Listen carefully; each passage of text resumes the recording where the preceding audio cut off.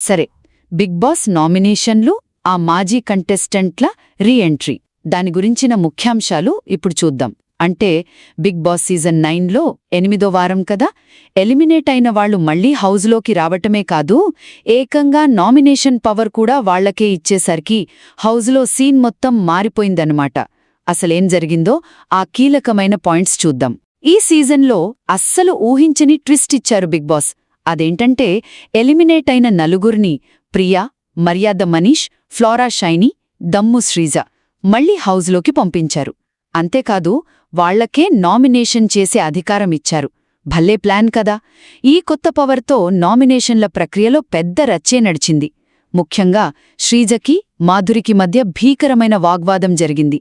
ఆ తర్వాత వచ్చిన భరణి కూడా సంజనను నామినేట్ చేయడంతో వాళ్ళిద్దరి మధ్య కూడా గట్టిగానే మాటల యుద్ధమయ్యింది. భరణిని చూడగానే దివ్య ఎమోషనల్ అయిపోయింది. కాని భరణి మాత్రం ఇమ్మాన్యుయల్ను సరదాగా కట్టప్ప అని పిలిచాడు. ఈ 8వ వారం నామినేషన్లలో మొత్తం 8 మంది నిలిచారు.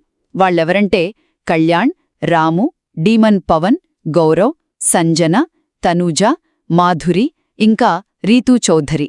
ప్రస్తుతానికి ఓటింగ్ చూస్తే తనూజ టాప్లో దూసుకుపోతోంది. కాని డీమన్ పవన్, రీతూ చౌధరి, మాధురి మాత్రం లాస్ట్లో ఉండి డేంజర్ జోన్లో ఉన్నారు. సో వీరిలో ఒకరు ఈ వారం ఎలిమినేట్ అయ్యే ఛాన్స్ ఉంది. చూశారుగా, మాజీ కంటెస్టెంట్లు అనూహ్యంగా రీఎంట్రీ ఇవ్వటం, వాళ్ల చేతికే నామినేషన్ పవర్ రావటంతో ఈ వారం బిగ్ బాస్ ఆట మరింత ఉత్కంఠభరితంగా మారింది.